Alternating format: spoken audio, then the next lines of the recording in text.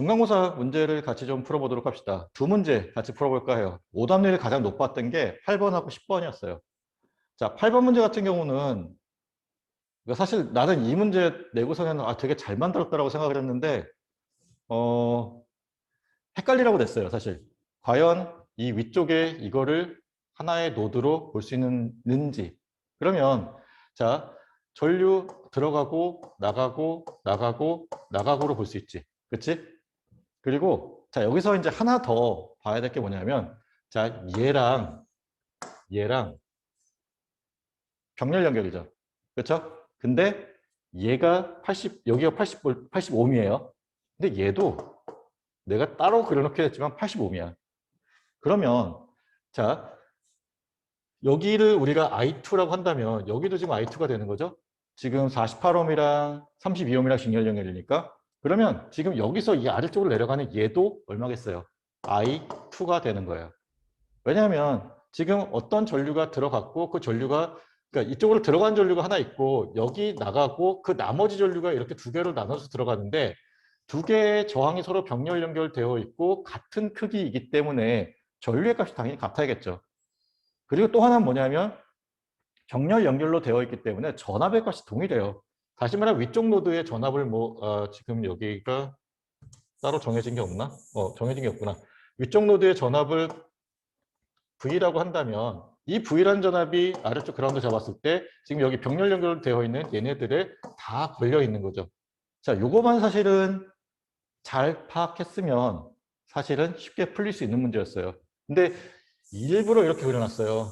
일부러 여기 이렇게 공간 띄워놔서 여기다가 메쉬 돌리라고. 근데 메쉬 돌린 학생들이 꽤 되더라고. 예. 근데 이제 이렇게 풀면은 되게 쉬웠어요.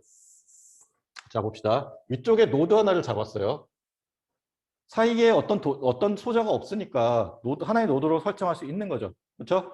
설정할 수 있고 그러면 I1이라는 전류가 들어가고 0.5A의 전류가 나가고 있고 지금 I2라고 하는 전류가 두 개 나가는 형태가 되죠. 그럼 이 위쪽에 이 파란색으로 표시한 이 노드에서의 KCL을 쓰게 되면 자, 일단 지금 여기 I1이라고 하는 전류가 들어가고 0.5A의 전류가 나가고 그리고 두 배만큼의 I2의 전류가 나가고 있어요. 자, 이게 첫 번째 식이에요. 근데 우리가 모르는 게 지금 I1과 I2 두 개예요. 그렇기 때문에 식을 하나 더 세워야 되죠. 자, 그러면 이제 식을 뭘 세울 수 있을까를 보는데 지금 여기에 KVL을 적용해 볼게요. 자, 지금 여기 V2라고 하는 전압이 여기 걸려 있다라고 봤어요. 그냥 요거는 임의로. 그러면 자, 여기 그라운드 잡았을 때 이 위쪽 노드를 우리가 V2로 볼 수 있는 거죠. 그렇죠? 그리고 자, 지금 보면은 여기 V1이라고 하는 전압이 45옴에 걸려 있다라고 볼게요. 그렇죠? 자, 그러면 지금 여기가 이 위쪽 노드가 전체 V2니까 여기 사이에도 V2라고 하는 전압이 걸려 있다라고 볼 수 있죠. 그렇죠? 맞아요. 자, 병렬 연결이잖아. 얘도 병렬 연결이야. 그래서 지금 여기 사이에도 V2, 여기 사이에도 V2, 그리고 얘네 둘이 갖고 있는 전압도 V2. 그러면 자, 숫자가 여기 구체적으로 하나 나와 있는 게 있어요. 12V. 자, 여기서 다시 KVL을 본다라고 하면 자, 12V의 전압 상승이 있고 자, V1만큼의 전압 강화 그리고 V2만큼의 전압 강화가 있는 거죠. 자, 요 관계식이 성립이 되죠. 그러면 자, 우리가 V1과 V2를 우리가 알고 있는 I1과 I2를 이용해서 쓸 수 있죠. 오음의 법칙. 자, V1 같은 경우는 지금 여기 I1이라고 하는 전류가 흐르고 있고 40옴의 저항이 있는 거니까 40 곱하기 I1이 V1에 해당하는 거예요. 자, 지금 여기 V2라는 거는 뭐 이렇게 봐도 되고 아니면 여기를 봐도 되고 자, 80옴의 저항에 지금 I2라고 하는 전류가 흐르고 있으니까 80I2가 되지. 자, 12 equal 40I1 더하기 80I2가 됐어요. 그러면 자, 1번식, 2번식, 그리고 미지수 두 개 풀 수 있죠. 자, 여기 I1 대신에 여기 있는 I1 대신에 이 위에 있는 얘를 대입을 해요. 그러면 자, 뭐 40 곱하기 0.5 더하기 2I2 플러스 뭐 80I2. 이걸 계산을 하면 20 플러스 160I2로 나와요.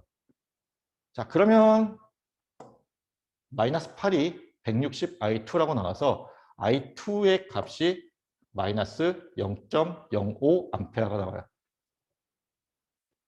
자, 마이너스가 나오는 이유는 지금 I2가 이렇게 흐른다고 봤는데 지금 이 방향이 잘못됐다는 거예요. 그냥 크기는 같은데 방향이 잘못돼서 원래는 이렇게 흘러야 되는 전류인데 우리가 I2를 아래쪽으로 흐르는 걸로 봐서 지금 이렇게 됐다라는 거예요. 그러면 우리가 일단 I2 구했으니까 여기다가 I2 값 대입해서 계산하면 I1 값이 여기 있는 것처럼 0.4A가 나와요. 자, 알겠죠? 지금 우리가 이미 뭐 지나간 진도이긴 하지만 그러니까 중간고사니까 이 방정식을 세우는 것 자체가 5장, 6장, 7장에서도 굉장히 중요해요. 그래서 뭐 이런 것들을 좀 다시 연습해 본다라는 의미로 보면 될 것 같아요. 자, 그리고 이제 이거 말고 좀 오답률이 높았던 게 아무래도 10번 문제. 자, 내가 그 상의 난이도를 2개 놨어요. 그러니까 요 지금 8번 문제가 이게 최상 난이도라기보다는 어쨌든 상의 난이도였고, 그리고 또 하나가 지금 10번이었어요. 자, 10번은 뭐 몇 번 얘기했었죠. 이런 문제 될 거라고. 자, 이게 뭐예요? 종속 전원이 포함된 회로의 뭐 태분행 등가 전압과 태분행 등가 저항을 구하는 문제잖아요. 자, 이런 경우에 우리가 어떻게 하면 된다 그랬어요? 이거는 자, 얘가 가지고 있는 내부 저항 값이 있기 때문에 그것을 고려해 줘야 돼서 두 가지 풀이 방법이 있을 수 있다 그랬어요. 첫 번째 풀이 방법이 뭐였냐면 자, 여기에 뭐 테스트 전압원이나 테스트 전류원을 걸어주고 그것을 이용해서 우리가 태분행 등가 저항을 구하는 방법이 하나 있다 그랬죠. 두 번째 방법은 개방 회로 전압 VOC를 구하고 그다음에 단락 회로 전류 ISC를 구하면 우리가 RTH를 ISC분의 VOC로 놓고 풀 수 있다 그랬죠. 그리고 나는 이 방법을 더 선호한다고 했어요. 왜냐하면 어차피 VOC 구할 거고 거기에 ISC 그냥 추가적으로 구하는데 뭐 원래 회로 해석했던 거에 그냥 추가적으로 조금만 더 고려해주면 ISC가 나올 수 있기 때문에 나는 이 방법을 더 선호한다 그랬죠. 그래서 이 방법을 이용해서 문제를 푸는 거를 한번 같이 해봅시다. 이 문제는 사실 좀 복잡한 문제긴 했어요. 그런데도 불구하고 꽤 많은 학생들이 맞췄더라고요. 그래서 봅시다. 지금 자, 여기 있는 4.5IA라고 하는 전류 값이 나오는 종속 전류원이죠. 그럼 여기서 IA가 어디에 흐르는 전류이고 뭔지를 일단 파악을 해야 되죠. 자, 여기에 흐르는 전류가 IA예요. 자, 여기서 VOC를 먼저 구해볼게요. VOC를 구하기 위해서는 자, A, B 양단이 개방되어 있어요. 자, 개방되어 있는 경우에 자, 이 개방 회로 쪽으로는 전류가 흐를 수 없죠. 그래서 이때는 뭐 5옴, 여기 있는 5옴이 무시돼요. 그러면 VAB 혹은 그러니까 이게 결국은 VAB랑 같은 거고 VAB 혹은 VOC라고 하는 게 결국은 어디냐면 자, 40옴의 저항의 양단에 걸려 있는 전압 값이에요. 위쪽 플러스 아래쪽 마이너스. 근데 우리가 IA가 여기 있으니까 결국은 40 곱하기 IA 값을 구하게 되면 그게 우리가 구하고자 하는 VOC 혹은 VAB 값과 같은 거죠. 자, 그러면 이제 구해 봅시다. 자, IA라고 하는 것을 우리가 자, 여기 그러니까 요 값이 결국은 VAB 혹은 VOC랑 같은 거라 했잖아. 그러면 요 값이 VOC가 되는 거고 그것을 이용해서 우리가 IA를 표현하게 되면 이렇게 표현할 수 있죠. 다시 말하면 이 아래쪽에 그라운드가 잡혀 있다고 하면 지금 여기 양단에 걸려 있는 전압이 VOC가 되니까 여기서의 전압이 VOC가 되는 것과 같은 원리예요. 자, 이렇게 풀 수 있죠. 자, 그러면 두 번째 KVA를 써볼게요. 자, 여기 가운데 메쉬가 하나 있어요. 자, 여기서는 메쉬 돌릴 필요 없지. 왜냐하면 전류값이 이미 정해져 있어요. 그러면 이 오른쪽에, 오른쪽에 왼쪽에 흐르는 여기에 메쉬 커런트는 4.5 IA 된다라고 보면 된다 그랬어요. 여기에 어떤 뭐 I2나 Y3 같은 새로운 미지수를 매핑하는 순간 시기 하나 더 필요하고 문제가 어려워져요. 자, 그러면 자 봅시다. 가운데에 있는 이 회로에서 KVA를 돌리게 되면 자, 플러스 마이너스니까 어떻게 돼요? 전압 강화가 일어나죠. 전류의 방향과 일치해요. 그래서 지금 보면은 전압 상승분이 없어서 왼쪽이 0이에요. 그리고 12V만큼의 전압 강화가 일어났고, 그리고 자, 여기서의 전압 강화가 40IA가 될 수도 있고, 아니면 여기 이게 결국은 VOC랑 같은 거라고 했으니까 그거를 우리가 VOC로 표현할 수도 있어요. 그렇죠? 자, 그리고 여기 시범 같은 경우는 자, 내가 여기 설정한 IA라고 하는 전류의 방향이 아래에서 위쪽으로 올라가고 4.5IA라는 전류가 위에서 아래로 내려가죠. 서로 역방향이에요. 근데 내가 설정한 방향이 지금 IA를 수동보 규정을 만족하도록 설정한 거니까 그래서 IA-4.5 IA만큼의 전류가 여기 10옴에 흐르게 돼요. 그래서 자, 10 곱하기 이만큼의 전압 강화가 있는 거죠. 자, 그러면 이거를 정리해서 그러니까 정리를 하면 그냥 단순히 여기 있는 걸 정리한 거예요. 정리하면 이렇게 정리가 돼요. 그리고 자, 여기 IA라고 있는데 이 IA를 VOC로 바꿔주면 우리가 구하고자 하는 VOC를 계산할 수 있겠지. 그게 위에서 나온 이 식이에요. 자, IA 대신에 40분의 VOC를 넣어줘요. 넣어주고 계산을 하면 자, 이렇게 계산이 되고 결국 12 플러스 0.125 VOC는 0을 만족하는 식이 나와요. 그러면 여기 미지수 하나이고 식 하나니까 VOC를 구할 수 있죠. 그래서 VOC를 구하게 되면 자, 이와 같이 구해져요. 이해돼요? 자, 지금 뭐 마이너스가 나오는 거는 지금 보면 결국은 얘의 부호가 플러스가 왼쪽, 마이너스가 오른쪽이기 때문에 지금 마이너스 96이 나와요. 만약에 얘를 플러스 마이너스를 놓으면 나중에 한번 계산해 보세요. 플러스 마이너스를 놓으면 그때는 여기가 플러스 96이 나와요. 그러니까 마이너스도 나올 수 있다는 거예요. 어차피 지금 상대적인 거잖아요. 아래쪽을 마이너스를 보고 위쪽을 플러스로 봤을 때의 전압값인데 지금 이 전압원의 극성이 뒤집어져 있기 때문에 그러니까 뭐 뒤집어져 있다라기보다는 그러니까 플러스가 왼쪽, 마이너스가 오른쪽이어서 그런 거고 얘를 만약에 뒤집어서 플러스가 오른쪽, 마이너스가 왼쪽으로 높게 되면 그때는 이 플러스 마이너스가 바뀌어요. 자, 그러면 일단 V50 구했어요. 그리고 이게 결국은 우리가 구해야 되는 뭐 VTH라고 하는 태분행 등가 전압값이 되는 거죠. 자, 하나 구했고 그러면 다음 구해야 될 게 뭐예요? ISC를 구하면 되지. 자, 그럼 ISC를 구하기 위해서는 여기를 단락을 시켜요. 자, 여기를 단락을 시키면 자, 이제는 여기에 전류가 흘러요. 자, 근데 여기서 실수를 많이 했어. 그러니까 학생들이. 뭐냐면 자, 여기 저항 있고 여기 단락되어 있으니까 모든 전류 이렇게 흐를 거고 여기 없어지겠구나 라고 생각했는데 의도하진 않았어요. 의도하진 않았는데 이게 함정이 되어버렸더라고요. 자, 지금 보면은 자, 여기 다시 지우고 얘와 얘가 병렬 연결인 거예요. 그렇죠? 그러면 여기 40옴 저항이 있는 거고 여기에 저항 0이 아니라 저항 5옴이 있기 때문에 여기로도 전류가 흘러요. 그러니까 여기에 전류가 흐르지 않는다라고 봐버리니까 IA 값이 0이 돼버리는 거예요. 그리고 여기 0 되고 그러니까 계산이 상당히 쉬웠지. 근데 사실 이제 의도하지 않았어요. 5옴을 여기다 놓고 뭐 이걸 헷갈리려고 한 건 아닌데 좀 잘못 해석한 경우들이 생각보다 꽤 있었어요. 자, 다시 한번 강조할게요. 이렇게 되어 있으면 이 5옴이 위치를 여기로 가서 있어도 상관이 없는 거죠. 그래서 결국은 40옴과 5옴의 병렬 연결로 된 형태예요. 그리고 5옴의 저항에 흐르는 전류를 구하면 우리가 구해야 되는 ISC가 나오는 거예요. 자, 그럼 이걸 다시 보도록 합시다. 자, 두 개의 메쉬를 설정을 했어요. 여기 오른쪽은 자, 아까도 마찬가지지만 4.5IA라고 하는 메쉬 커런트가 오른쪽이 아니라 맨 왼쪽은 4.5IA라고 하는 메쉬 커런트가 흘러요. 그럼 가운데를 우리가 2번, 그리고 맨 오른쪽을 1번이라고 했을 때, 자, 1번 같은 경우는 자, ISC가 여기 흐르겠죠.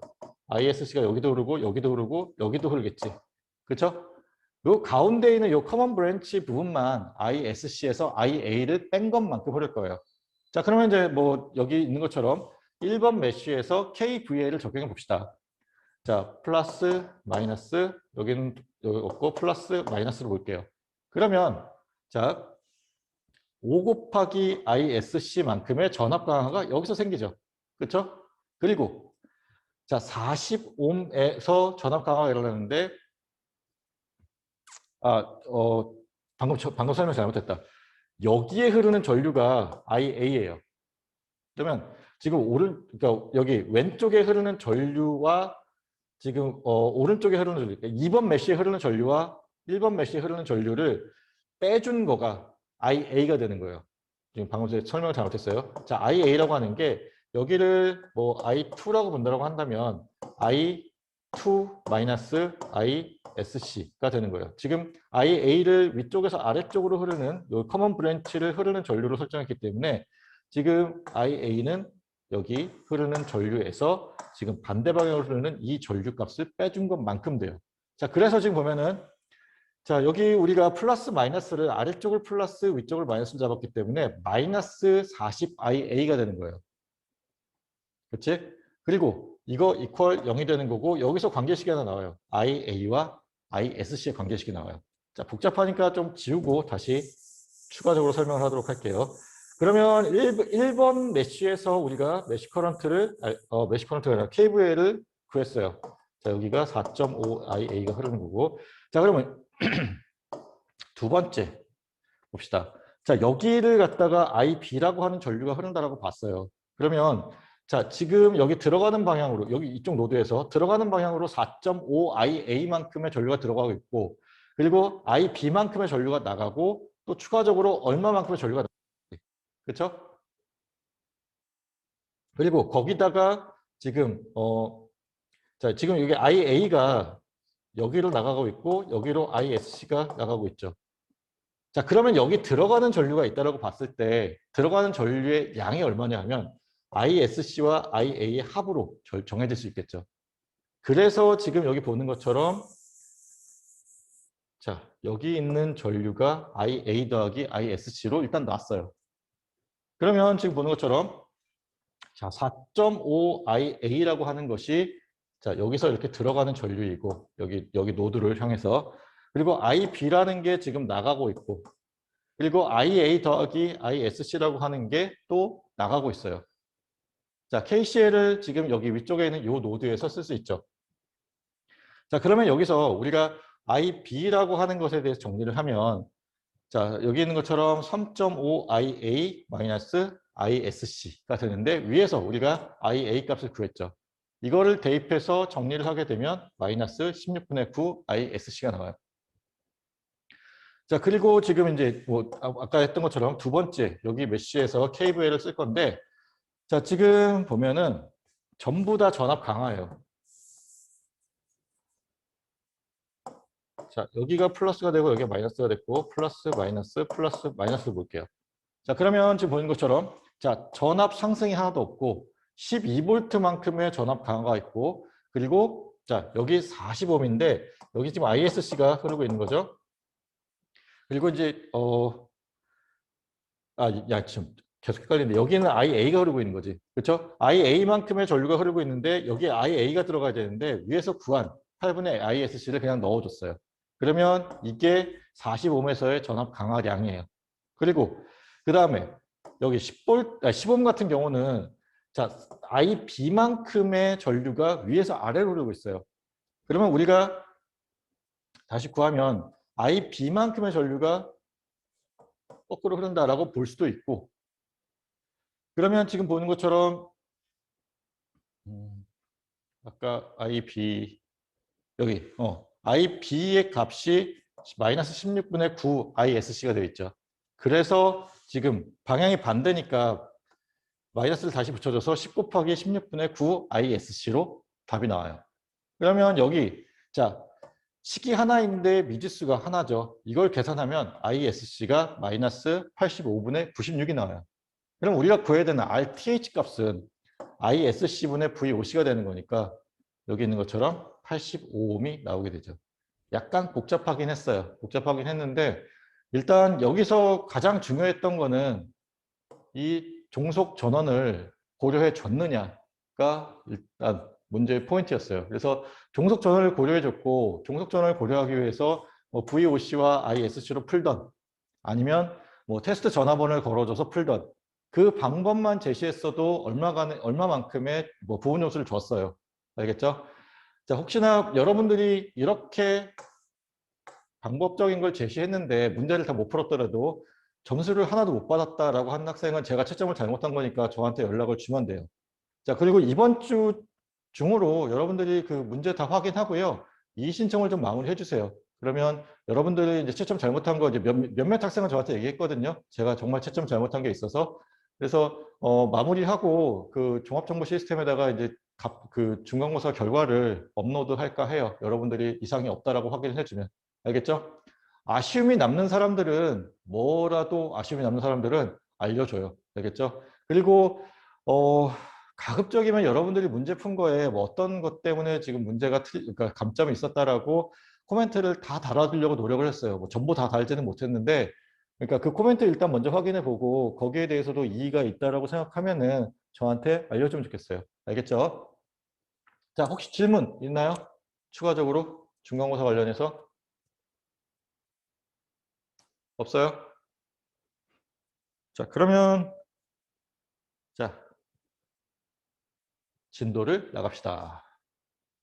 자, 우리가 6장을 조금 다뤘어요. 조금 다뤘는데 많이들 잊어버렸을 것 같아서 6장을 복습하는 의미로 다시 한번 좀 훑어보고 넘어가도록 할게요. 자, 지금 우리가 6장에서 다룰 거는 지금 보는 것처럼 자, 여기 보면은 1차 회로예요. First Order Circuit. 자, 1차 미분 방정식을 포함한 회로를 얘기해요. 1차 미분 방정식을 포함한 회로는 자, 우리가 RLC라고 하는 소자를 이제 사용할 수 있죠. 5장에서 우리가 그러니까 4장까지는 우리가 저항 회로를 다루었었는데 5장에서는 인덕터와 커패시터가 있는 회로를 배웠어요.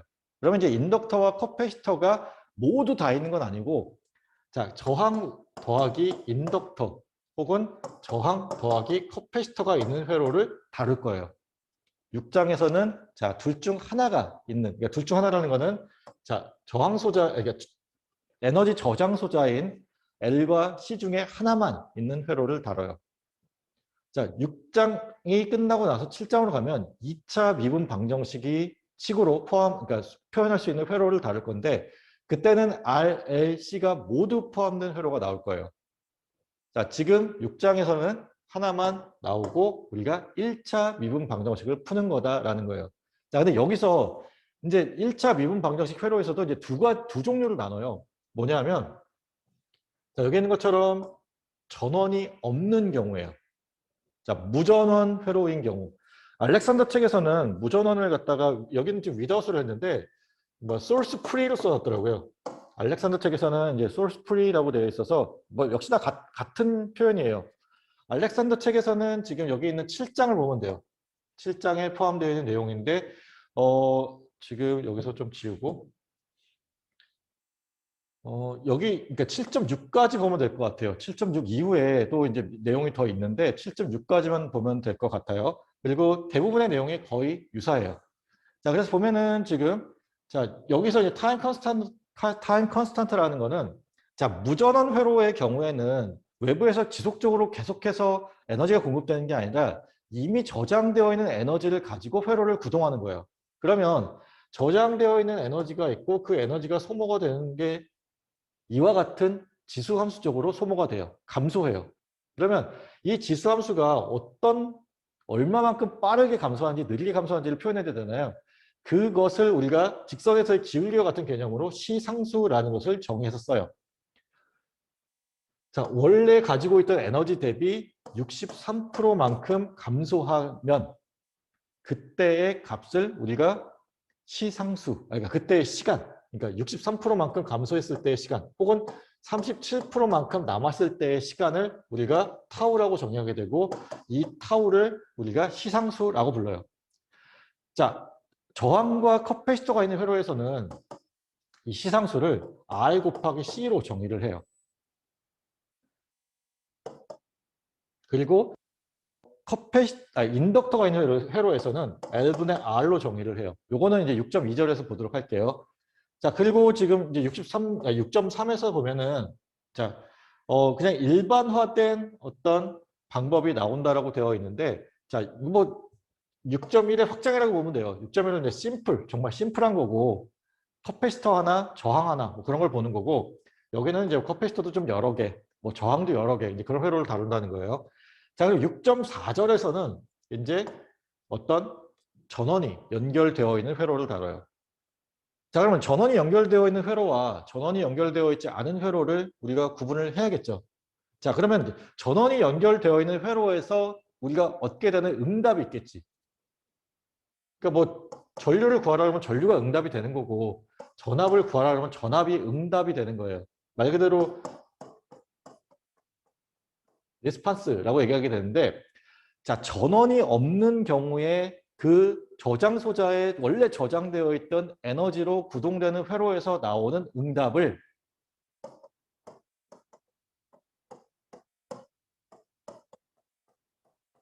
자, Natural Response라고 영어로 얘기하고 한글로는 고유 응답이라고 얘기를 해요.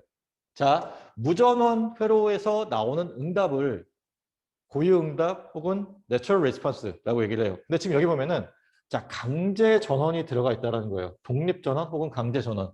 자, 외부에서 에너지를 공급하는 거예요. 자, 이 경우에는 어떻게 돼요? 우리가 제가 방금 전에 얘기했던 것처럼 자연적으로 나오는 에너지가 아니라 외부에서 강제적으로 들어가는 거잖아요. 그래서 이거를 말 그대로 진짜 강제 응답이라고 얘기를 하고, 자, 영어로는 forced response. 자, 그러면 이제 우리가 1차 미분 방정식을 푸는데 두 가지가 있는 거죠. 하나는 강제 함수 혹은 강제 전원이 있는 경우에 강제 응답을 구하고, 그리고 또 하나는 지금 여기 있는 것처럼 내부에 저장되어 있는 에너지를 이용해서 푸는 고유응답이 있어요. 요거 두 개를 다 구해주게 되면 자, 이게 일종의 슈퍼포지션이 되는 거예요. 자, 어떤 회로가 있어요. 이 회로가 있는데 이 회로가 지금 구동되는 에너지가 두 종류인 거예요. 하나는 회로에 원래 저장되어 있던 에너지를 가지고 나오는 그러니까 고유응답. 또 하나는 강제 함수 때문에 생기는 강제응답. 두 가지가 있는데 우리가 하나는 없다라고 생각하고 다른 걸 구하고, 그러니까 뭐 여러 개의 소스가 있을 때 소스 하나만 남겨놓고 나머지를 다 없앤 다음에 구하고, 그리고 두 번째 소스만 고려해서 구하고, 세 번째 소스만 고려해서 구하고, 그거를 우리가 뭐라 했어요 앞에서? 중첩 혹은 슈퍼포지션이라고 했죠. 자, 슈퍼포지션이라는 거를 6.5절에서 다루는데 결국은 여기서 뭘 할 거냐? 자, 고유응답과 강제응답을 합해서 나오는 자, 완전응답. 뭐 진짜 말 그대로 영어로는 total response라고 얘기를 해요. 자, 완전 응답을 구하게 될 거예요. 알겠죠? 자, 완전 응답은 정말 단순해요. 그냥 고유응답 구하고 강제응답 구해서 더해주면 돼요. 근데 강제응답의 경우에는 여러 개가 있을 수 있어요. 만약에 뭐 전류원 하나, 전압원 하나 있다라고 하면 자, 1번 전류원이 내는 강제응답이 있는 거고 또 다른 전압원이 내는 강제응답이 있겠죠. 그 두 개도 합해줘야 돼요. 그래서 자, 슈퍼포지션까지 구하고 나면 자, 지금 여기서도 사실 여기서는 이 스텝 리스판스를 되게 심도 있게 다뤘는데 자, 유닛 스텝 펑션이라는 게 있어요. 이게 뭐냐 하면 지난 시간에도 간략하게 얘기는 했었는데 자, 이번에는 이제 좀 제대로 얘기를 합시다. 자, 함수예요. 함수인데 어떤 함수냐면 자, UT라고 하는 것으로 우리가 약속을 해요. 자, 유닛 스텝 펑션을 해서 UT인데 자, 스텝이라는 게 뭐예요? 계단이죠. 단위 계단 함수라고 얘기를 해요. 뭐냐면 자, 요 괄호 안에 있는 요 t가 0보다 작을 때는 이 값이 항상 0이야. 근데 얘가 t가 0보다 크게 되면 그때는 값이 1이 돼요. 그럼 이거를 그림으로 그리면 어떻게 되냐면 자, t 콜 0을 지나면 값이 1로 바뀌는 거예요. 그 전에는 0, 그 이후에는 1. 이거를 단위 계산함수 혹은 유닛 스텝 펑션이라고 얘기를 해요. 그러면 이 유닛 스텝 펑션이라는 거는 뭘 대체하기 위해서 쓰는 거냐? 갑자기 뭐 회로 얘기하다가 유닛 스텝 펑션이라고 나왔어요. 좀 이상하죠? 자, 스위치를 우리가 수학적인 기호로 표현하기 위해서 유닛 스텝 펑션을 써요. 자, 스위치라고 하는 게, 자, 뭐 이렇게 열려 있다가 내가 어느 순간 닫게 되면 여기 이 회로에 여기 전압원이 뭐 플러스 마이너스 있다고 했을 때 전압값이 인가되게 되는 거죠. 자, 스위치를 닫게 되면 그 닫는 시간을 t라고 합시다.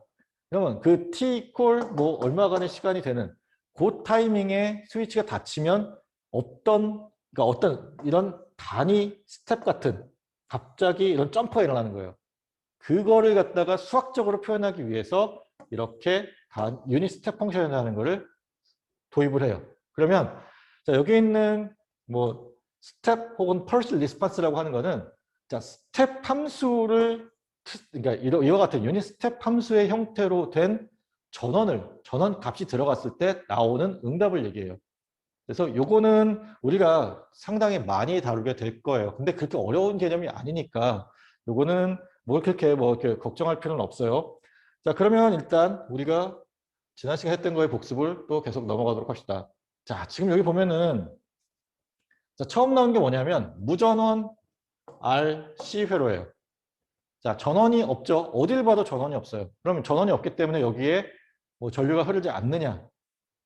자, 여기 지금 커패시터가 에너지 저장 소자이기 때문에 커패시터에 저장되어 있는 자, 에너지가 있는데 우리가 그런 에너지를 자, 초기 에너지라고 그래요. 자, 회로가 켜지는 그 당시에 회로가 동작하기 시작할 때에 저장되어 있는 에너지라고 얘기를 해서 이걸 우리가 초기 에너지라고 얘기를 해요. 그럼 초기 에너지가 얼마만큼 저장이 되어 있는 거죠? 자, 에너지를 우리가 계산하게 되면 여기 있는 것처럼 2분의 CV 제곱이라고 되는데 자, V0라고 하는 것이 초기 에너지 값이 그러니까 T 이퀄 0에서의 전압값이에요. 그리고 그걸 가지고 우리가 초기 에너지 값을 구할 수 있는 거지. 자, 그러면 에너지가 저장되어 있다는 거는 이게 회로를 구동시킬 수 있다는 거예요. 전류를 흘릴 수 있고 뭐 전압 차이를 만들 수 있고 그렇게 돼요. 자, 그러면 우리가 이거를 해석을 어떻게 할 거냐? 자, 지금 여기 위쪽에 노드를 잡을 거예요. 노드를 잡으면 자, 지금 여기 아래쪽에 그라운드를 잡았다고 했을 때 마이너스 플러스의 전압이니까 여기서의 전압값이 얼마? VT가 돼요. 그럼 VT에서 자, 노드에서 바깥으로 나가는 전류 두 개 있다고 합시다. KCL을 쓸 수 있는 거죠. 소자와 소자 사이에는 노드가 있어요. 그 노드에서 나가는 전류 하나, 두 개예요. 자, 여기서 중요한 거 뭐냐면 커패시터와 인덕터에 흐르는 전류, 커패시터와 인덕터에 걸려있는 전압에 대한 공식을 반드시 외우고 있어야 6장에서의 혹은 7장에서의 문제를 풀 수 있어요. 알겠죠? 자, 외웁시다. 자, 그럼 봅시다. 자, RC 단일 루프 회로인데 자, 이니셜 볼테이지, 그러니까 초기 전압값을 V0를 놨어요. T 이퀄 0에서. 자, 그러면 이제 이걸 이용해서 우리가 KCL을 쓴다 그랬죠? 자, T가 0보다 클 때에 VT와 IT를 구하는 건데 자, KCL을 위쪽 노드에서 쓸 거예요. 그러면 자, 우리가 자, 지금 커패시터를 가로질러서 흐르는 전류를 C 곱하기 DT분의 DV로 넣을 수 있죠. 그리고 자, 여기 저항을 가로질러서 흐르는 전류를 R분의 V로 넣을 수 있어요. 자, 같은 노드에서 바깥으로 나가는 전류 두 개니까 이퀄 0이 되도록 방정식을 세워주면 되겠죠. 자, 중요한 건 이거예요. 자, 지금 미분 방정식을 세워야 돼요. 방정식을 잘 세우는 게 일단 첫 번째 해야 되는 거예요. 방정식을 세울 때는 KCL을 쓰거나 KVL을 쓰거나 아니면 뭐 메쉬 어널리시스, 노드 어널리시스 이런 것들을 써서 방정식을 잘 세우는 게 첫 번째로 돼야 돼요. 자, 그러면 일단 자, 우리가 방정식을 세웠습니다. 자, 방정식을 세웠으면 우리가 지금 약속해야 될 건 뭐냐면 지난 시간에도 이제 얘기했던 건데 자, 앞으로는 미분 방정식의 표준화된 형태가 있어요. 어떤 거냐면 자, 최고차 미분항의 개수를 1로 맞춰줘야 돼요. 자, 다시. 자, 최고차 미분항의 개수가 1이 돼야 돼요. 지금 얘는 1차 미분 방정식이기 때문에 DT분의 DV라고 하는 얘의 앞에 붙어 있는 게 최고차 미분항의 개수가 돼요. 그러면 이 최고차 미분항의 개수가 1이 되게 하려면 양변을 C로 나눠주면 되겠지. 그래서 자, 지금 보는 것처럼 최고차 미분항의 개수가 1이 됐고 지금 여기는 RC분의 1V가 됐죠. 자, 여기서부터는 이제 미분 방정식을 푸는 과정인데 자, 지금 설명하는 거는 그냥 이렇게 좀 너무 이렇게 어렵지 않게 들었으면 좋겠어요. 어차피 우리가 이거를 매번 이렇게 풀 건 아니에요. 어떤 정형화된 규칙이 있을 거니까 지금 그 정형화된 규칙이 나오는 과정을 설명한다고 생각하면 좋겠어요. 자, 보면은 자, 변수 분리법이라는 게 이렇게 써요. 자, 한쪽으로는 V에 대한 그리고 또 다른 쪽으로는 시간에 대한 변수들을 나눠 놓은 거예요. 그러면 자, 이거를 우리가 요 dv라는 거, dt라는 걸 없애주기 위해서 어떻게 해야 돼요? 적분을 하면 되죠. 적분을 하면 dv라는 것과 dt라는 게 없어져요. 그래서 양변을 적분을 해요. 그러면 그 적분 값이 이렇게 나와요. 우리가 구해야 되는 게 뭐예요? 전압 v 혹은 i를 구해야 되는데 여기는 v에 대한 식이 나와 있죠. 그러면 v에 대해서 풀어놓으면 자, 로그 함수이기 때문에 익스포넨셜 함수를 붙여주면 되겠지. 그래서 자, vt라고 하는 것은 익스포넨셜의 마이너스 rc분의 t 플러스 k의 형태로 나와요. 근데 익스포넨셜분의 k라고 하는 얘는 어떤 상수값이에요. k라고 하는 게 변수가 아니라 상수예요. 그렇기 때문에 얘를 그냥 우리가 뭐 대문자 k로 그냥 대체해서 놔도 상관이 없어요. 어차피 상수이기 때문에. 자, 중요한 건 이거예요. 뭐냐면 자, 우리가 여기서 중요하게 봐야 될 거 일단 미분 방정식을 세웠어요. 첫 번째, 잘 세워야 돼. 미분 방정식을. 그리고 두 번째, 최고차 미분항의 개수를 1로 맞춰줬어요. 자, 그리고 중간 과정이 있죠. 자, 뭐 여긴 다 그러니까 이런 과정을 통해서 나왔다는 것만 알고 있으면 되고 앞으로는 이거 안 쓸 거예요. 뭘 쓸 거냐면 여기에 관심을 좀 가져줬으면 좋겠어요. k 곱하기 익스포넨셜의 마이너스 rc분의 t라고 나왔어요. 자, 유도를 했는데 지금 여기 있는 것처럼 k 곱하기 익스포넨셜의 마이너스 rc분의 t로 나왔어요. 자, 일단 여기서 멈추고 뒤로 갔다 다시 넘어올게요. 뭐 이렇게 가야 될 게 많냐.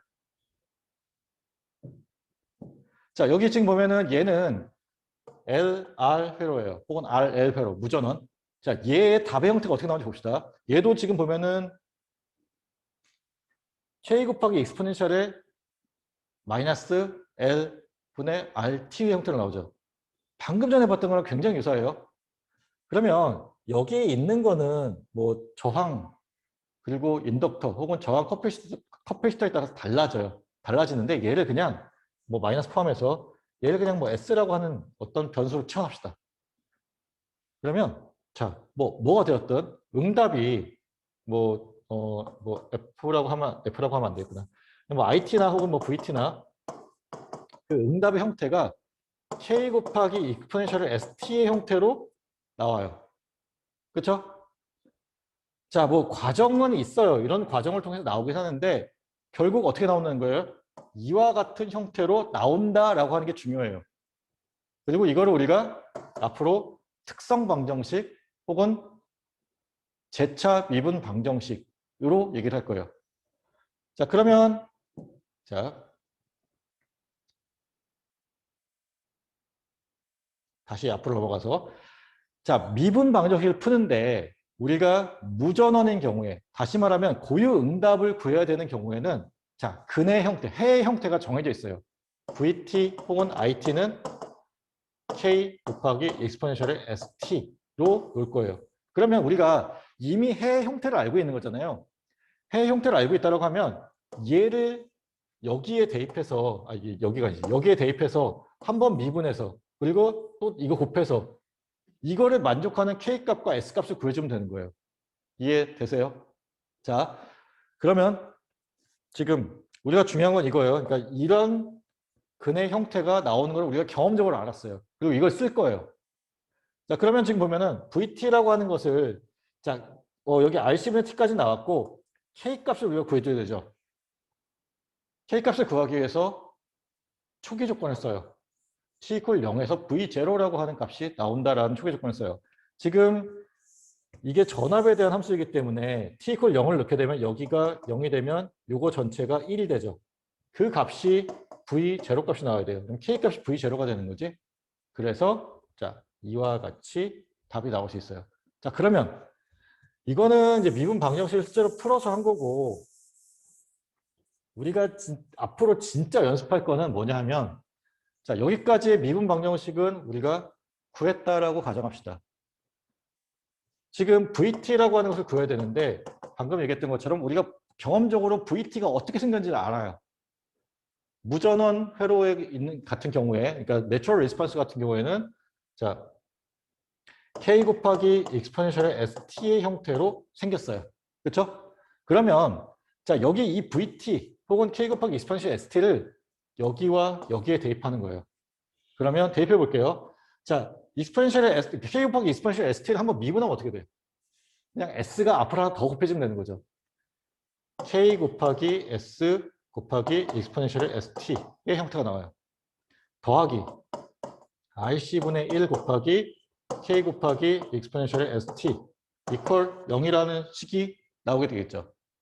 자, 이게 이렇게 바뀌는 거예요. 그러면 여기 공통되는 거 있지? 자, 익스포넨셜 st가 공통돼요. 그러면 s 플러스 rc분의 1 곱하기 k 곱하기 익스포넨셜 st 이퀄 0 이런 거 나와요. 이게 여기까지 따라왔어요, 잘? 자, 그러면 자, 얘가 0이 되려면 k 값이 0이 되면 돼요. 그렇죠? 이거는 일반적인 해는 아니지. 그렇죠? 얘가 항상 만족하려면 어떻게 돼야 돼요? 앞에 붙어 있는 s 더하기 rc분의 1이 0이면 돼요. 그러면 s 값이 얼마? 마이너스 rc분의 1이 되면 되지. 자, 그러면 지금 우리가 방금 전에 vt라는 걸 이렇게 가정을 했는데 여기서 s값 구했으니까 k 곱하기 익스포넨셜에 마이너스 rc분의 1t로 바꿔 쓸 수 있네요. 그렇죠? 자, 그러면 이제 우리가 K값을 구해줘야 되는데 K값을 구하려면은 초기 조건을 써야 돼요. 자, T 이퀄 0에서 V0라고 하는 것이 주어졌죠. 초기 조건으로. 이거를 이용하게 되면 자, K값이 V0가 된다라는 것은 여기와 동일한 이유로 되어서 답이 V0 곱하기 익스포넨셜의 마이너스 RC분의 1T로 나와요. 이해되세요? 자, 여기에 있는 이 미분 방정식을 푸는 이 과정은 더 이상 필요하지 않아요. 이걸 우리가 지금부터 쓸 거 아니야. 우리가 지금부터 쓸 거는 뭐냐면 스텝 바이 스텝으로 문제를 푸는 거를 할 거예요. 자, 여기 뭐 IT 구하는 거는 각자 해보세요. 이거는 뭐 오메 법칙 써서 나오는 거라서 크게 어렵지 않고. 자, 그러면 우리가 앞으로 계속 연습할 게 뭔지를 한번 봅시다. 자, 지금 여기 보면은 예제가 나왔어요. 예제 6.1 나왔고 전류 IT를 구하래요. 뭐 맥시멈 파워를 구하라는 얘기도 있고 뭐 그거는 이제 차차 해보면 될 것 같고. 자, 커패시턴스 상수의 값을 1 마이크로파라드. 그 다음에 저항 R을 1kΩ로 주어졌어요. 그리고 자, T 이퀄 0에서의 전압값 V0가 5V로 나왔어요. 원래 이 문제에서 의도한 건 뭐냐면 우리가 앞에서 얘를 구했으니까 이거 외운 것 같고 대입해서 문제 풀어보자라는 거예요. 근데 뭐 이거를 내가 항상 외우고 있을 수도 있고 못 외우고 있을 수도 있지. 그래서 우리가 지금 할 거는 문제를 풀어보는 걸 해볼 거예요. 자, 문제가 주어졌어요. 처음 해야 되는 게 뭐라 그랬죠? 자, 제가 지금 알려주는 순서만 따라가면 돼요, 앞으로. 미분 방정식을 세워야 돼요.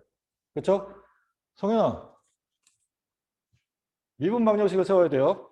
자, 지금 여기 위에 보면은 노드 하나 잡죠. 노드 잡아서 KCL을 쓰는 거는 뭐 앞에서 했던 거랑 동일해요. 그래서 보면은 네.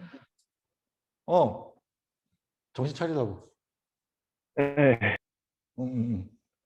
자, 여기 있는 것처럼 C 곱하기 DT분의 DV라고 하는 전류값 더하기 R분의 V, T라고 하는 전류값의 합이 0이에요. 그렇죠? 자, 두 번째로 해야 될 거. 최고차 미분항의 개수를 1로 맞춰줘야 돼요.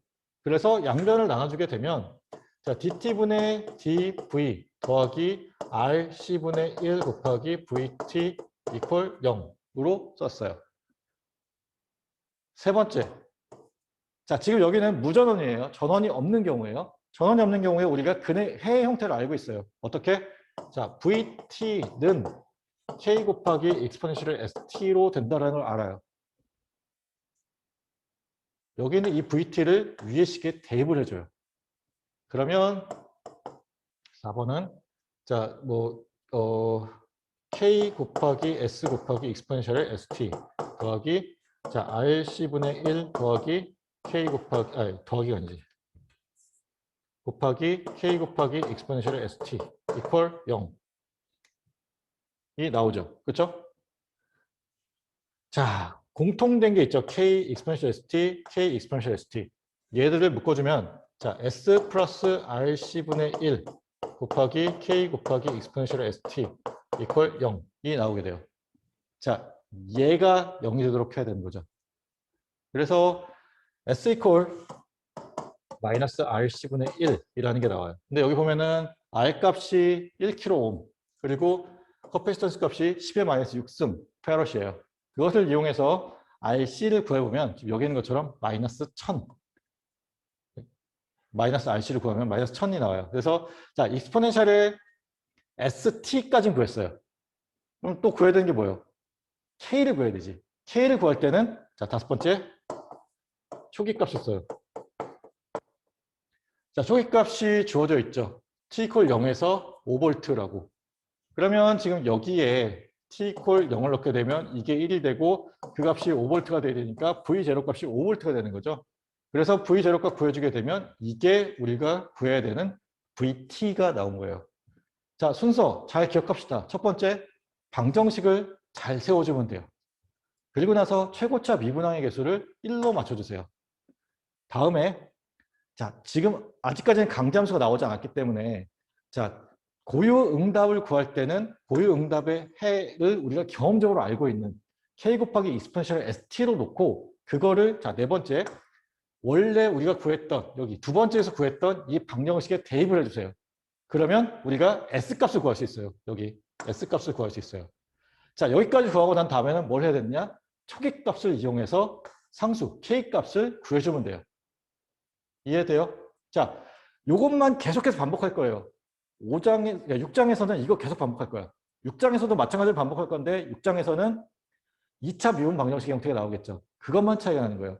1차 미분 방정식 형태냐 2차 미분 방정식의 형태냐만 다른 거지 동일해요. 자, 지금 여기서는 우리가 1차 미분 방정식이기 때문에 S값이 하나만 나와요. 2차 미분 방정식에서는 값과 S2 값을 구해주면 돼요. 알겠죠?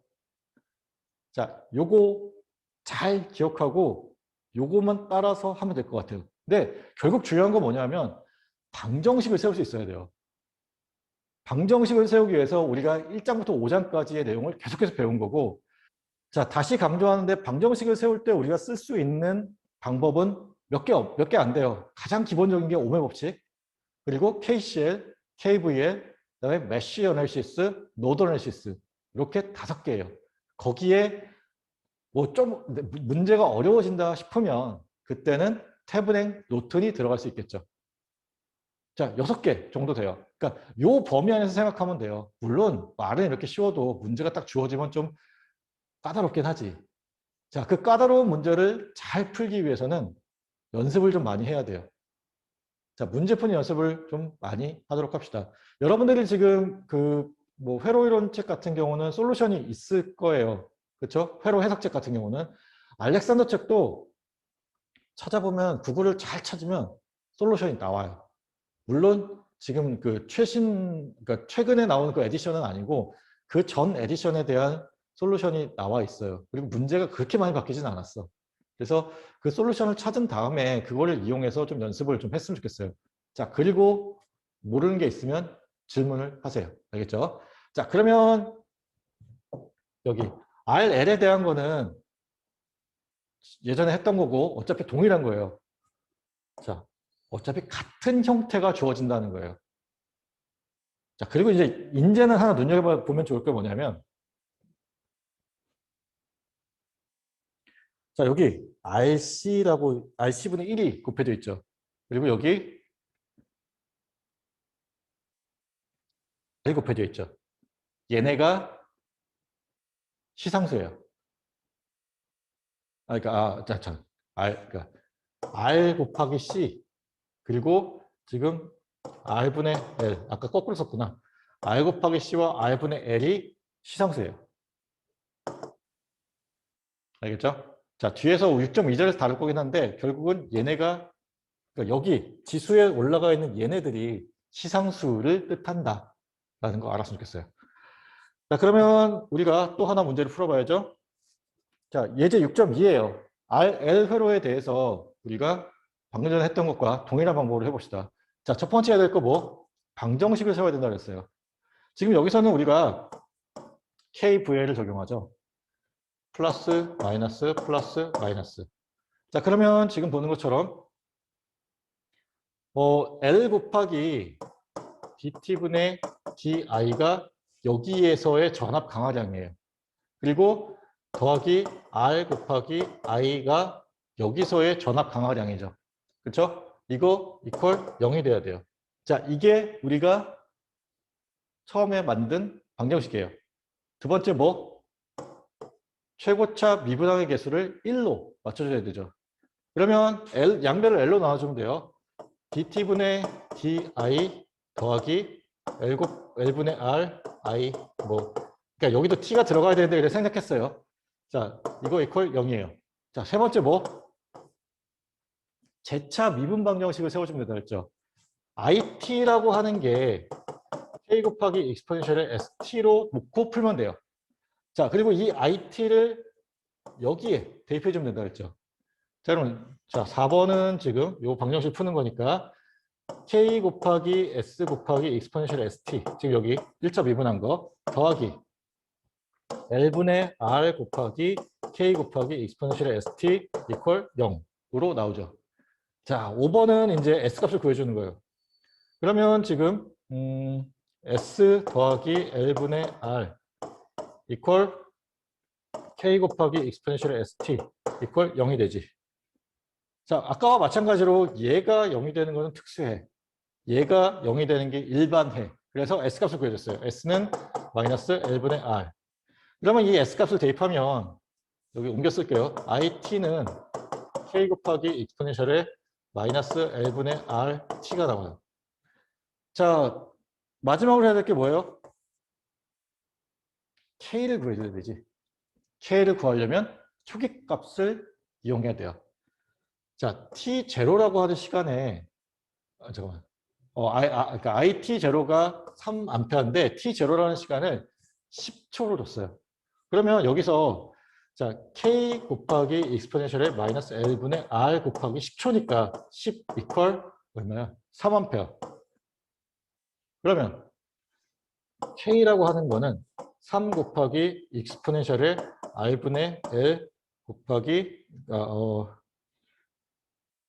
지금 그러니까 여기 10분의 1이 되죠. 그렇죠?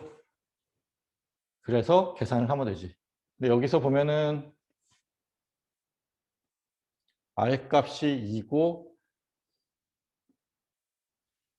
요 값들을 대입해서 구하면 되는 거죠. 그렇죠? 그래서 일단 뭐 IT 값을 우리가 다 구할 수 있어요. 이해돼요? 자, 그러면 6.2 이제 처음 나오는 거예요. 자, 보면은 시상수라는 게 나와요. 시상수라는 게 나오고 우리가 앞에서 구했었던 VT라고 하는 것과 IT라고 하는 것이 이렇게 주어졌어요. V0 곱하기 익스포넨셜의 마이너스 IC분의 1 곱하기 T 그 다음에 뭐 마이너스 L분의 RT로 주어졌어요. 자, 이랬을 때 시상수 타우라는 것을 시상수 혹은 타임 컨스턴트라고 정의를 하고 그것이 가지고 있는 의미가 뭐냐면 자, 고유응답이 감소하는 비율인데 자, 시상수이기 때문에 얘는 시간이에요. 시간을 나타내요. 자, 시간인데 어떤 시간이냐면 자, 고유응답이 익스포넨셜분의 1로 감소할 때까지 걸린 시간이에요. 자, 이런 그래프가 있는데 자, 뭐 여기 1에서 시작했다고 합시다. 1의 값이 감소하다가 어느 순간 익스포넨셜분의 1로 감소하는데 걸리는 시간을 여기를 타우라고 보는 거예요. 그러면 자, 타우 값이 크다는 얘기는 뭐냐면 같은 데서 시작했고 감소하는 시간이 더 길다는 거겠지. 타우 1, 타우 2라고 했을 때 더 느리게 감소하는 경우가 시상수가 큰 경우예요. 시상수가 작은 경우는 더 빨리 감소하는 경우에 해당되는 거예요. 그래서 이게 대략 37% 정도 돼요. 그러면 자, 위쪽에서 봤을 때는 63% 감소했을 때 혹은 아래쪽 기준을 봤을 때는 37% 남았을 때를 얘기하는 거예요. 알겠죠? 자, 가지고 있는 의미예요. 그렇고 이거를 우리가 타우라고 보는데 자, RC 회로에서는 R 곱하기 C로 시상수 타우가 정의가 돼요. L 회로에서는 R분의 L로 시상수 타우가 정의가 돼요. 자, 요거는 좀 외웠으면 좋겠어요. 그래서 지금 이와 같은 관계식이 성립한다는 거예요. 자, 여기 자, V0가 초기값이고 그 초기값에서 감소해서 자, 익스포넨셜 분의 1만큼 감소할 때까지 걸리는 시간이 타우인데 그 타우가 R 곱하기 C의 관계를 만족하더라. 여기는 R분의 L이 시상수가 되더라 라는 거예요. 그러면 이제 우리가 시상수를 구하는 거를 연습해야 되죠. 자, 시상수를 구할 때는 하나만 주의하면 돼요. 뭐냐면 자, 회로가 있어요. 회로가 있는데 그 회로에 저항과 커패시터가 여러 개 있을 수 있죠. 혹은 저항과 인덕터가 여러 개 있을 수 있죠. 자, 저항을 하나로 합쳐줘야 돼요. 하나의 단일 저항으로 만들어줘야 돼요. 그러니까 단일 등가 저항으로. 커패시터도 하나로 합쳐줘야 돼요. 하나로 합쳐준 후에 R과 C를 곱해주게 되면 우리가 타우를 구할 수 있는 거예요. 인덕터도 마찬가지예요. 합성 인덕턴스를 구하는 것을 이용해서 인덕터를 하나로 만들어줘야 돼요. 그러고 난 다음에 R분의 L을 계산해주면 그게 타우가 돼요. 자, 이거에 대해서 다음 장에서 연습을 해봅시다. 자, 여기 보면은 아직 아니구나. 이게 아니라 여기 6.4 이거부터 풀읍시다. 자, 6.4에 보면 타임 컨스탄트를 구하라고 되어 있어요. 그리고 이런 회로가 주어져 있어요. 그러면 이럴 때 어떻게 하느냐? 자, 방금 전에 얘기했던 것처럼 회로를 하나의 저항과 하나의 인덕터 혹은 커패시터가 있는 회로로 바꿔줘야 돼요. 자, 뭐 기억이 잘 나야 될 것 같은데 직렬 연결 회로에서는 저항은 단순 합으로 구하면 되죠. 그렇죠? 그래서 여기 REQ가 얼마? 5옴으로 바뀌면 돼요. 자, 커패시터는 지금 여기 한 번에 바꾸면 안 되는구나. 여기가 5옴. 그리고 자, 커패시터는 직렬 연결이죠. 직렬 연결인 경우에 커패시터는 어떻게? 역수의 합으로 구하면 되지. 그래서 4분의 1 더하기 12분의 1이 C분의 1 되는 거라서 자, 12분의 4 이퀄 C분의 1이니까 C가 3페럿이 되겠네요. 그렇죠? 이게 3페럿이 나와요. 자, 그러면 지금 여기 5옴 있고 25옴 있는데 서로 병렬 연결이죠? 그래서 자, 그러니까 이 노드를 공유하고 있을 때 서로 병렬 연결을 위치를 바꿔줘도 된다고 했어요. 25옴을 왼쪽으로 옮겨주던 아니면 얘를 오른쪽으로 옮겨주던 서로 인접하게 붙여줘요. 붙여준 다음에 계산을 하면 자, 5분의 1 더하기 20분의 1은 20분의 5. 그래서 자, REQ 이퀄 4옴이 돼요. 그러면 얘가 4옴. 얘가 얼마였어? 3페럿. 그러면 우리가 구해야 되는 타임 컨스탄트 타우는 자, RC 회로인 경우는 R 곱하기 C라고 했고 하나로 줄여준 저항값 4. 그다음에 하나로 줄여준 커패시턴스 값 3. 그래서 12인데 자, 중요한 거. 타임 컨스탄트 혹은 시상수라고 그랬어요. 얘는 단위가 시간 단위예요. 그래서 자, 초 단위로 얘기를 해요. 12초가 돼요. 그래서 지금 보면은 여기 나오는 거 보면 자, 3페럿 나오고 4옴 나오고 그래서 지금 여기 12초가 나오더라라는 거. 알겠죠? 자, 인덕터의 경우에도 마찬가지예요. 근데 인덕터 같은 경우는 저항과 동일하게 단순 합, 그러니까 직렬 연결인 경우에는 단순 합으로 병렬 연결인 경우에는 역수분의 1의 역수의 합으로 구할 수 있다고 그랬죠? 그렇죠? 자, 그렇게 계산을 해주면 됩니다.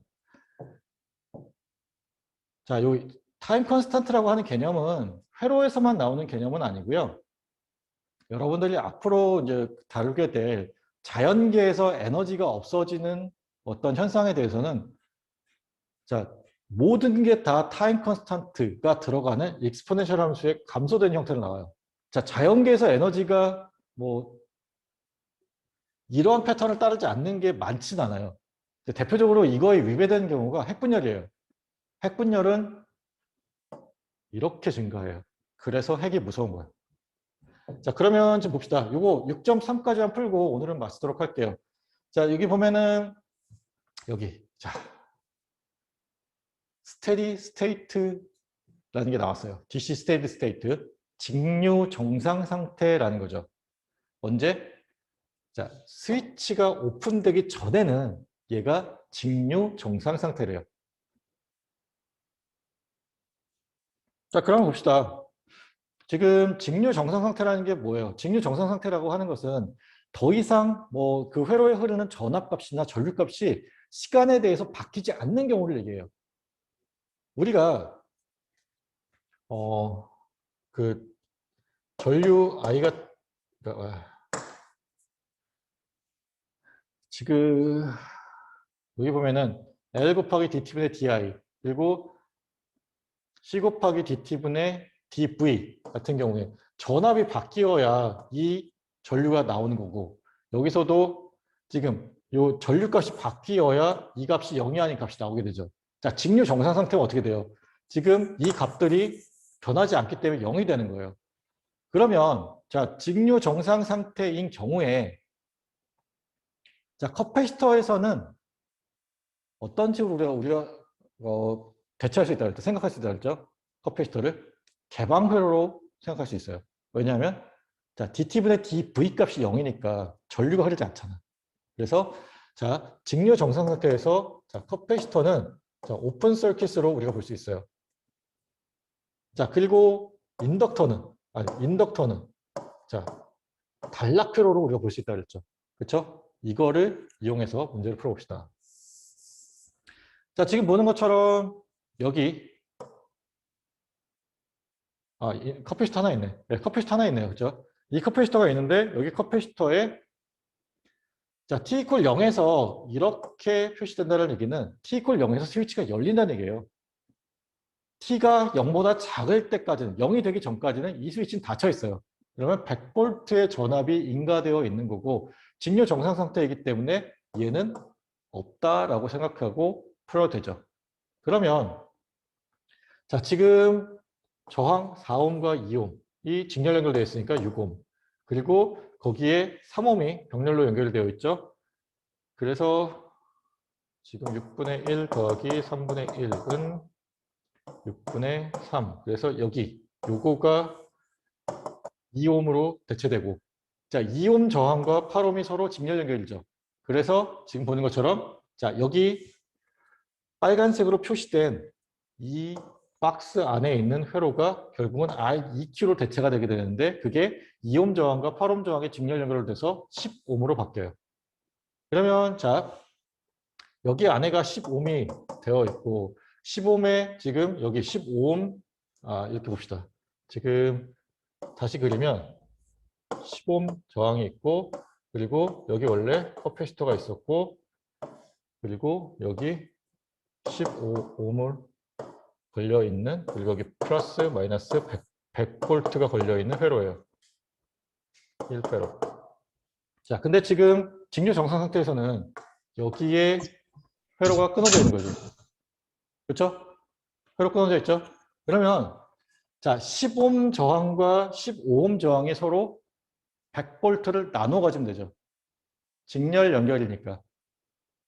그렇죠? 그러면 자, 2대 3의 비율로 나눠 가지니까 여기가 40V, 여기가 60V만큼 걸려 있으면 돼요. 자, 그럼 40V라고 하는 게 지금 요 위치에 40V 걸려 있는 거고 그러면 1페럿의 양단에 걸려 있는 전압값도 40V가 되겠죠.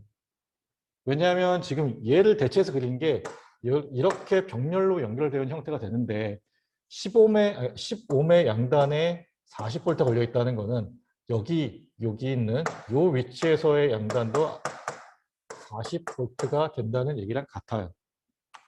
그래서 자, REQ를 구하게 되면 여기 있는 것처럼 자, 10옴이 된다라는 거는 알 수 있고 그리고 REQ에 걸려 있는 전압 결국은 스위치가 열리기 직전에 REQ라고 하는 여기에 얼마만큼의 전압이 걸려 있냐는 건데 전압 분배 법칙에 의해서 그리고 직류 정상 상태에서 얘는 개방되어 있기 때문에 어떤 역할을 하지 않아서 얘를 무시하고 구하게 되면 이 REQ와 15옴이 서로 직렬로 연결되어 있고 전압 분배 법칙을 쓰게 되면 V0라고 하는 것이 40V가 된다라는 거예요.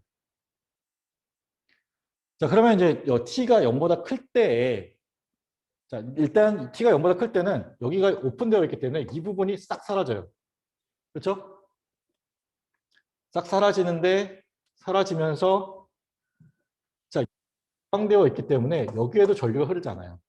이거 다 없어지고 나면 그래서 남는 게 지금 스위치가 열리고 난 후에는 얘만 남는 거예요. 그리고 방금 전에 우리가 초기 에너지를 구했잖아요. 커피시터 양단에 걸려있는 전압값이 40V예요. 40V면은 22분의 1 CV 제곱이라고 하는 것만큼의 에너지가 여기에 저장되어 있는 거겠죠. 그 에너지에 의해서 이 회로가 전류가 흐르게 돼요. 이해되죠? 자, 그러면 우리가 이거를 갖다 구해주는 거예요. 그러니까 여기 VT를 우리가 구하는 게 목적이에요. 어떻게 구하면 될까? 우리가 앞에서 했던 것처럼 무전원 RC 회로에 방정식을 써야겠지. 자, 여 위쪽에 노드를 VT로 다시 보고 아래쪽을 그라운드로 보게 되면 자, VT에서 전류 이렇게 나간다라고 보는 거죠. 그러면 지금 C 곱하기 DT분의 DV. 근데 여기서 C가 1페럿이니까 그리고 더하기 R분의 V 이퀄 0. 자, 첫 번째 우리가 방정식 세워야 된다 했죠. 자, 두 번째 최고차 미분항의 개수를 우리가 1로 맞춰줘야 되는데 C 값이 1이에요. 그래서 자, C 값 더 대입하면 DT분의 DV. 자, R 값 대입하면 10분의 1V 이퀄 0이 나와요. 자, 세 번째 해야 될 거. 자, VT라고 하는 것은 K 곱하기 익스포넨셜의 ST로 놓고 풀면 돼요. 얘를 여기다 대입을 해줘요. 그러면 좀 위에다 쓸게요. 자, S 더하기 K 곱하기 익스포넨셜의 ST 더하기 10분의 1 곱하기 K 곱하기 익스포넨셜의 ST 이퀄 0이 되고 자, S 더하기 10분의 1 이퀄 0을 만족하는 S값을 구하면 되죠. 그래서 S 이퀄 마이너스 10분의 1이 나와요. 그걸 여기다 대입하면 지금 VT 값이 K 곱하기 익스포넨셜의 마이너스 10분의 1t가 나오지. 자, 우리가 방금 뭘 구했었냐면 초기 조건을 구했어요.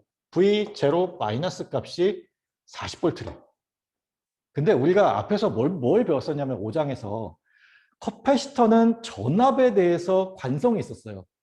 그럼 V0 마이너스 값과 V0 플러스 값이 커패시터에서는 같다라고 했었어요. 그래서 자, 우리가 지금 보고자 하는 것이 T가 0보다 크거나 같을 때예요. 그러면 V0 마이너스 값은 지금 여기서는 우리가 필요한 게 아니었어. 우리가 정말 필요한 초기 조건은 뭐냐면 V0 플러스의 값이에요. V0 플러스일 때의 값을 추정하고 싶은데 우리가 쓸 수 있는 게 V0 마이너스 값과 V0 플러스 값이 같다라고 하는 그걸 이용하면 되죠. 그래서 자, 요것이 결국은 초기 조건이 돼요. 그러면 여기 보면은 자, T 이퀄 0 플러스 뭐 0 플러스나 제로나 사실 거의 같아요. 그냥 같다라고 취급하면 돼요. 그래서 그러니까 V0 플러스는 K 곱하기 익스포넨셜의 마이너스 10분의 1 0 플러스인데 요거가 1이 되지? 그러면 K 값이 얼마? 40V가 나오죠. 우리가 구하고 싶은 VT 값은 그래서 VT 값은 40 곱하기 익스포넨셜의 마이너스 10분의 1t가 돼요. 그래서 지금 여기 있는 것처럼 이렇게 구할 수 있어요. 자, 이제 수업을 마칠 건데 마지막으로 다시 한번 정리할게요. 자, 무전원 회로가 주어졌어요. 그랬을 경우에 처음 해야 되는 거 뭐? 일단 방정식을 세워요. 물론 이제 미분 방정식이겠지? 미분 방정식 세워요. KCL을 쓰던 KVL을 쓰던 뭐 노드 어널리시스 쓰던 메시 어널리시스 쓰던 자, 뭐 여러분들이 알고 있는 모든 방법을 다 동원해서 방정식을 세워요. 두 번째 해야 될 거 뭐? 자, 최고차 미분항의 개수를 1로 바꿔줘요. 알겠죠? 자, 세 번째. 우리가 무전원 회로의 경우에는 근의 형태를 알고 있어요. 뭐 VT 혹은 IT 값이 K 곱하기 익스포넨셜 ST라는 걸 알고 있어. 자, 이거를 여기에 대입해서 S값을 구해줘요. S값을 구해주면 뭐 S가 얼마가 나오겠지? 그리고 나서 마지막으로 해야 될 거, 자, VT는 뭐 여기 S가 나왔다고 하면, VT가 아니라 그 초기 조건이 주어져 있잖아요. 초기 조건을 이용해서 K값을 구해줘요. 그러면 문제가 다 풀려요. 자, 요 과정만 계속 반복하면 되는 거예요. 알겠죠? 제일 중요한 거 뭐냐면 결국은 방정식을 세울 수 있냐 없냐예요. 그 다음에는 어차피 얘를 계산하는 건 그렇게 어렵지 않아요. 심지어 미분방정식을 푸는 것도 아니고 그냥 단순히 덧셈 뺄셈만 잘하면 되는 거죠. 지금 현재로는. 그렇죠? 자, 중요한 건 얘예요. 방정식을 잘 세우는 게 가장 중요하기 때문에 우리가 4장까지 다루었던 내용이 그래서 계속해서 중요해요. 그러니까 방정식을 세우는 거를 연습을 좀 많이 해보고 이 과정 잊어버리지 말고 계속해서 이거에 맞춰서 연습을 좀 하세요. 그러면 사실 6장과 7장의 내용은 그렇게 어렵지는 않아요. 알겠죠? 자, 계산이 어려워 보이는데 크게 어렵지 않아요. 어차피 우리가 어떤 정형화된 포맷이 있고 그것을 따라가면 되니까. 자, 그러면 오늘은 여기까지 하도록 할게요.